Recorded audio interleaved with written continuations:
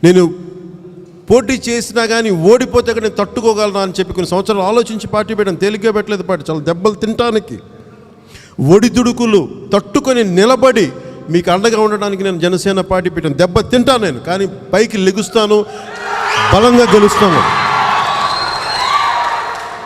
అలాగే ఒక్కొక్క రివ్యూ మీటింగ్స్లో ఈవీఎంలు ట్యాంపరింగ్ అయిన డబ్బులు అన్ని రకాల మాటలు వస్తూ ఉన్నాయి.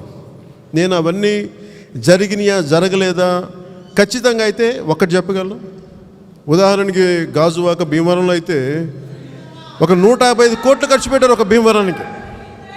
నాకు వచ్చిన ఇన్ఫర్మేషన్ అంటే పవన్ కళ్యాణ్ అనే వ్యక్తిని అసలు పాలిటిక్స్లో రానియకూడదు, అసెంబ్లీలో అడుగు పెట్టకూడదు. ఒకటే మాట చెప్తాను, రాహువు పట్టిన పట్టొక సెకండు అఖండమైన లోక బాంధవుడు లేకుండా పోతాడా.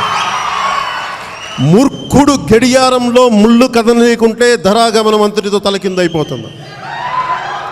కుటిలాత్ముల కూటమికి ఒక త్రుటి కాలం జయం వస్తే విశ్వ సృష్టి పరిణామం విచ్ఛిన్నమవుతుందా. అంటే ఒక ఓటమి జనసేనను ఆపలేదు. అదే గుర్తుపెట్టుకోండి.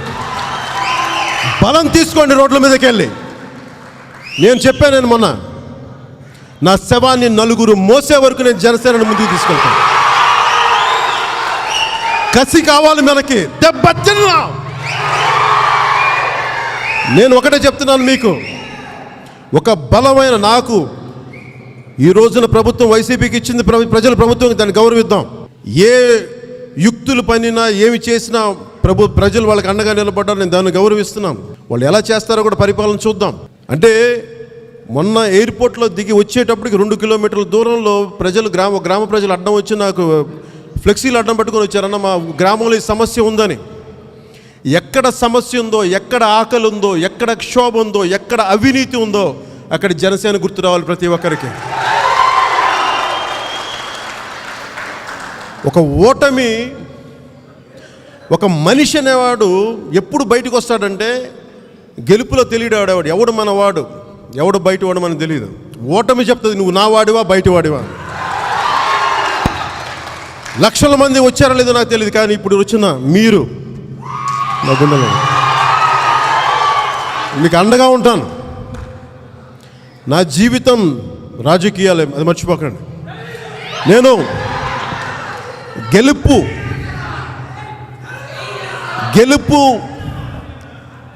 గెలుపు ప్రాంగణం నుంచి నేను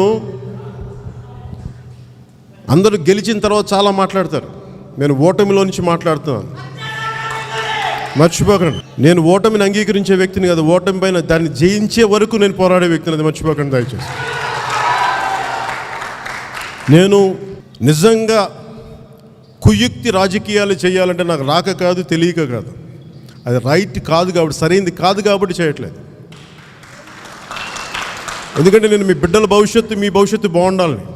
ఇన్ని లక్షల ఓట్లు వస్తే నేను దాన్ని తక్కువ అనుకోవట్లేదు. ఫస్ట్ మేమందరూ తీర్మానం ఏం ప్రవేశపెట్టామంటే, ఎవరైతే ఓట్లు వేశారో మనకి వారందరికీ నేను మనస్ఫూర్తిగా నా 2 చేతులు జోడించి నేను కృతజ్ఞతలు తెలియజేస్తాను. నేను పార్టీ ప్రారంభించినప్పుడు నా దగ్గర 10 మంది పట్టుమని 10 మంది కుర్రవాళ్ళు తప్ప ఎవరు ఈరోజు చాలా బలమైన నాయకులు ఉన్నారు. ఎలాంటి నాయకులు అంటే గెలుపు ఉంటుందని కాదు, మీతో పాటు పోరాటం చేయడానికి చెప్పి బలమైన నాయకులు ఈరోజు కూర్చొని ఇందాక అందరిని అడుగుతున్నాను, మీరు ఉండగలరా వెళ్ళిపోతారా అంటే వాళ్ళందరూ కూర్చొని మేము వెళ్ళిపోవడానికి రాలేదు, ఇంక దగ్గర ఉన్నామని చెప్పడానికి వచ్చామని చెప్పి మన నాయకులందరూ వచ్చి.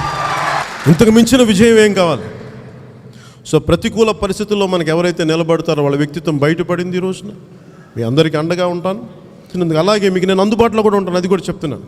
ఈ ఆఫీసు మన సొంత ఆఫీసు, ఎవరో బయట వాళ్ళు అద్దెకిస్తే కొట్టుకుంది కాదు, జనసేన కట్టుకున్న ఆఫీసు, నా కష్టార్జితంతో కట్టిన ఆఫీస్, అది మన స్థలం. ఇది మీకు ఎప్పుడు నేను అందుబాటులో ఉంటాను. మిమ్మల్ని నన్ను పార్టీ మీటింగ్స్తో పాటు మీరు ఏదైనా సరే ఒక ప్రత్యేక సమయాలు పెడతాను. మీరు ఎప్పుడో నన్ను కలవాలి, ఒకసారి ఇలా మాట్లాడాలంటే నేను కనిపిస్తాను, మీతో మాట్లాడతాను. అందుకే నాకు అవకాశం ఇచ్చారు మీరు. ఎందుకంటే బాపట్లో పుట్టినవాడిని, ఇక్కడ మీకు అందుబాటులో ఉండదు. మీకు ఎలా ఉంది?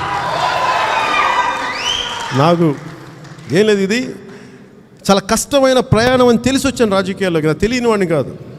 అవమానాలు, మనల్ని జోకులు వేస్తారు, మన మీద వెటకారాలు చేస్తారు, అన్నీ సిద్ధపడే దెబ్బతింటానికి, దెబ్బలు తిని ఒక శిల్పం ఎలా ఎదుగుద్ది? ఉలి దెబ్బలు తిని తిని తిని తిని అందమైన శిల్పంగా అవుద్ది.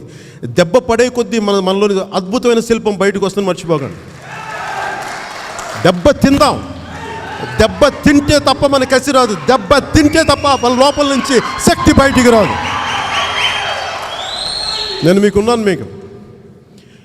నాకు మీరు చేయాల్సిందే లేదు, మీరు నన్ను నమ్మండి అంతే.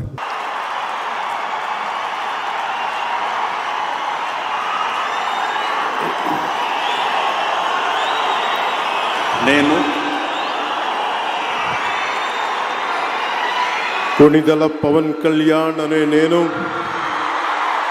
శాసనం ద్వారా నిర్మితమైన భారత రాజ్యాంగం పట్ల నిజమైన విశ్వాసం, విధేయత చూపుతానని, భారతదేశ సార్వభౌమాధికారాన్ని, సమగ్రతని కాపాడుతానని, ఆంధ్రప్రదేశ్ రాష్ట్ర మంత్రిగా నా కర్తవ్యాలను శ్రద్ధతో, అంతఃకరణ శుద్ధితో నిర్వహిస్తానని, భయం కానీ, పక్షపాతం కానీ, రాగద్వేషాలు కానీ లేకుండా రాజ్యాంగాన్ని, శాసనాలని అనుసరించి ప్రజలందరికీ న్యాయం చేకూరుస్తానని దైవ సాక్షిగా ప్రమాణం చేస్తున్నాను.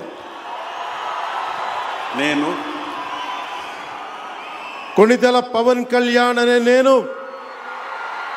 ఆంధ్రప్రదేశ్ రాష్ట్ర మంత్రిగా నా పరిశీలనకు వచ్చిన లేదా నాకు తెలియవచ్చిన ఏ విషయాన్ని, నా కర్తవ్యాలను సక్రమంగా నిర్వహించేందుకు అవసరమైన మేరకు తప్ప ప్రత్యక్షంగా కానీ పరోక్షంగా కానీ ఏ వ్యక్తికి లేదా వ్యక్తులకి తెలియపరచనని లేదా వెల్లడించనని దైవ సాక్షిగా ప్రమాణం చేస్తున్నాను.